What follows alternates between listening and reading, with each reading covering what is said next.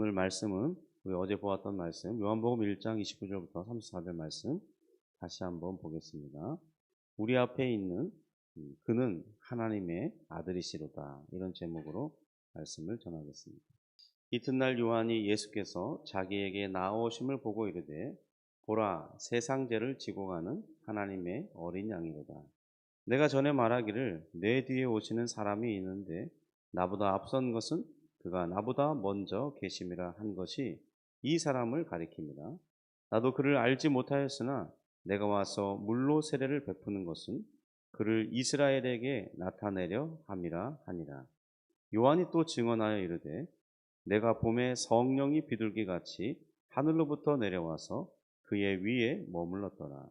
나도 그를 알지 못하였으나 나를 보내어 물로 세례를 베풀라 하신 그이가 나에게 말씀하시되, 성령이 내려서 누구 위에든지 머무는 것을 보거든 그가 곧 성령으로 세례를 베푸는 이인 줄 알라 하셨기에 내가 보고 그가 하나님의 아들이심을 증언하였노라 하니라. 아멘.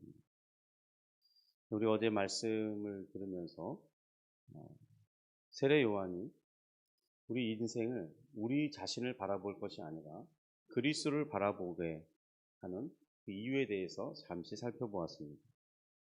우리가 만약 우리가 가진 그 기준을 내려놓고 하나님께서 우리에게 베푸시는 은혜의 기준을 따라서 모든 것을 믿음으로 받아들이고 살아갈 수 있다면 우리는 정말로 우리가 기대하지 못했던 삶을 살아가게 될 것입니다. 그것은 우리의 기존에 가진 이 가치관, 또 세계관, 그런 것으로 바라보는 것이 아니기 때문에 현재 우리가 가지고 있는, 바뀌기 전에 가지고 있는 그런 관점에서 보는 것과는 분명하게 다른 결과일 터인데, 그러나 그 결과를 얻은 우리는 후회하지 않고 정말 잘한 선택이다, 그렇게 말할 수 있을 것입니다. 정말 우리 예수님 안에서 우리가 새로운 인생의 조명을 받는 것, 그것보다 귀한 일이 없을 것 같습니다. 이제 어제 말씀 이어서 30절을 살펴보겠습니다. 같이 30절 읽습니다. 내가 전에 말하기를 내 뒤에 오는 사람이 있는데 나보다 앞선 것은 그가 나보다 먼저 계심이라 한 것이 이 사람을 가리킵니다. 누가복음을 보면요, 이 세례 요한이 어머니의 뱃속에 있었을 때, 6개월쯤 되었을 때 바로 예수님의 어머니 마리아가 찾아갔었던 시간이, 그런 사건을 기록하고 있습니다. 마리아는 성령이, 천사가 나타나서 이제 성령의 권능으로 너의 그 뱃속에 아이가 잉태될 것이다, 그런 메시지를 듣죠.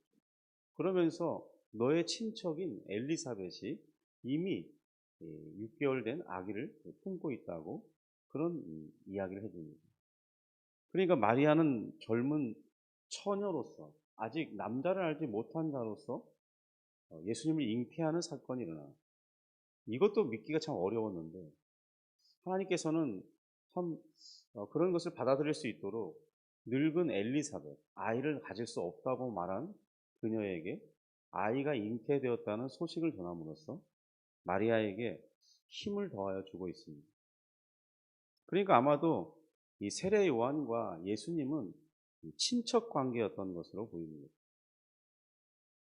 그랬다면 우리가 생각해 볼 수 있는 게 뭐냐면, 예수님과 세례 요한이 어렸을 시절에 자주 보지는 못했을 게 분명합니다. 그런데 예를 들면 예수님께서 유년 시절 12살쯤에 아버지를 따라서 성전에 올라갔었을 때가 있음을 생각해 보면, 예루살렘에서, 왜냐하면 그 세례 요한은 또 제사장의 아들이니까요, 예루살렘에 올라갔을 때 어떤 약속을 해서 만난다든지, 아니면 이 세례 요한은 유대 마을에 살고 있었으니까 또 예루살렘에서 그렇게, 예루살렘이 속해 있는 지역이 유대죠. 그러니까 예배를 드리러 왔다가 돌아가는 길에, 아니면 드리러 오는 길에 들려서 만났을 수 있죠. 그러니까 그런 시간을 통해서 어린 세례 요한과 예수님이 만나서 이렇게 교제도 하고, 6개월 형이니까 놀기도 하고, 뭐 그런 시절을 보냈을 수 있었을 것입니다. 그런 걸 상상해 볼 수 있는 거죠. 그러니까 세례 요한이 예수님을 단순히 그런 인간적인 또 자기 친척 동생으로서 몰랐다. 그런 의미가 아니라 그가 메시아인 줄은 몰랐다. 이런 의미로 우리가 볼 수 있다는 겁니다. 같이 놀던 그 아이가 6개월 동생 그 친구, 뭐 친구죠, 사실 어떻게 보면. 그 아이가 메시아인 줄은 알지 못했던 거예요. 그래서 31절과 33절을 보면 두 번이나 이 부분이 반복되고 있습니다. 나도 그를 알지 못하였으나. 그러니까 세례 요한도 분명히 예수님이 이 메시아이심을 인간적으로는 알지 못했었다고 말하고 있는 것이죠.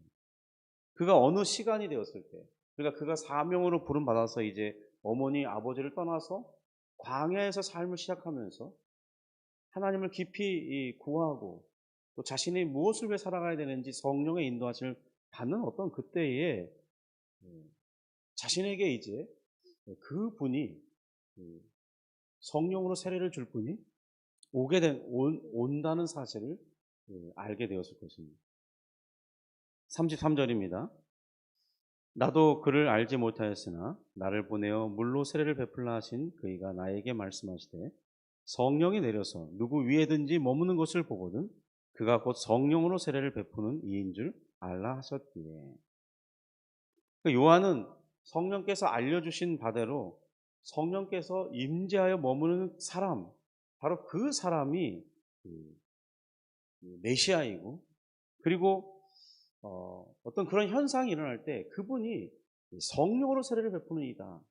그런 사실을 계시를 통해서 알게 된 것입니다. 성령께서 예수님께서 내려와 그 위에 머물렀다는 것은 바로 하나님께서 보내신 메시아로서 그가 이제 공적인 사역을 시작하는 것을 하나님께서 친히 증거해 주시는 사건이었던 거죠. 정말로 이 세례 요한이 이 세례를 베풀고 있을 때 그 중에 한 분이었던, 많은 무리 중에 한 분이었던 예수님이 자신에게 나타났고, 나는 당신에게 세례를 베풀 자격도 없는데, 그런데 하나님께서 하나님의 일을 위해서 이것을 행하라고 예수님이 부탁하셨다.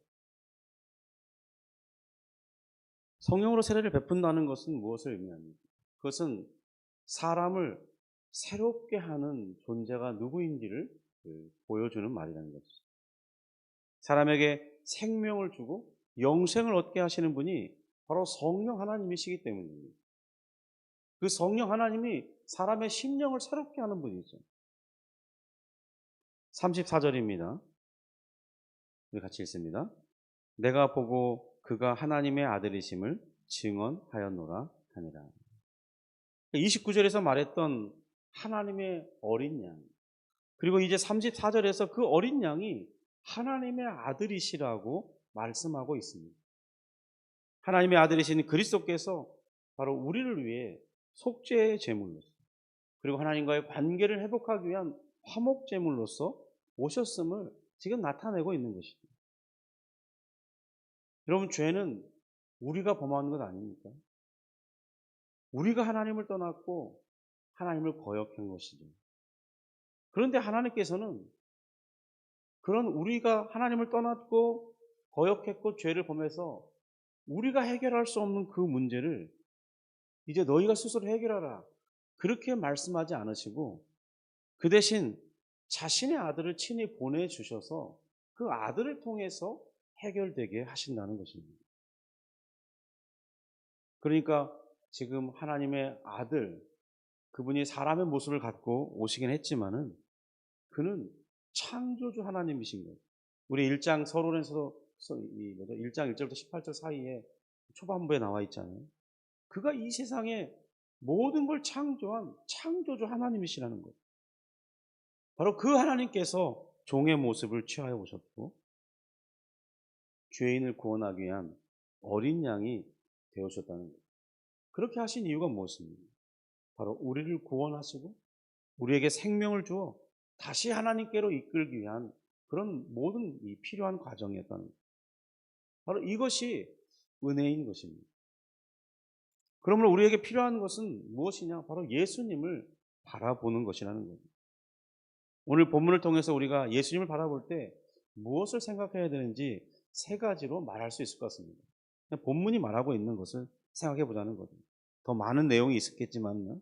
첫 번째는 그가 우리 죄를 담당하시는 하나님의 어린 양이시라는 점입니다. 두 번째는 그가 우리에게 성령을 주시는 분이라는 것입니다. 조금 전에도 말했지만 이 새로운 생명은 성령께서 주시는 독특한 사역입니다. 그러니까 성령을 받았다는 것은 새 생명을 얻었다는 말이고, 그리고 그의 마음이 새롭게 됨을 입었다는 뜻입니다. 그러니까 성령이 그것을 증거해 주고 있는 것이죠. 성령을 받은 증거는 또 무엇입니까? 그것은 바로 예수 그리스도를 주로 고백하는 믿음의 고백이 있느냐는 거죠. 여러분, 이 믿음의 고백은 아무나 할 수 있는 것이 아니라 성령을 받은 자만이 예수님을 주로 고백할 수 있기 때문입니다. 세 번째는 예수님은 어떤 분이시냐? 바로 하나님의 아들이시라는 거죠. 그분은 우리에게 경배를 받으시기에 합당하신 분이십니다. 이렇게 보라 라는 세례 요한의 외침 속에서 그럼 우리가 예수님을 생각할 때 무엇을 바라보아야 됩니까? 묻는다면 오늘 본문이 이렇게 세 가지로 말해주고 있다는 것입니다. 세례 요한이 우리에게 보라 그러면서 우리가 무엇을 주목하고 무엇을 바라보아야 되는지 알게 해줍니다. 여러분, 그러니까 우리는 우리의 형편이나 우리가 가지고 있는 문제, 또 사람들의 평가, 그런 것들이 점검의 대상은 됩니다. 우리의 문제가 무엇인지 확인해 볼 필요가 있는 것이죠. 우리의 형편을 돌아보아야 되죠. 사람들의 평가에 귀를 기울이고 나를 무엇이라고 평가하는지를 듣기는 해야 된다는 것입니다. 그것조차 귀를 막으라 그런 말은 아니죠. 그런데 그것에 함몰되어 살아가지는 말라는 거죠.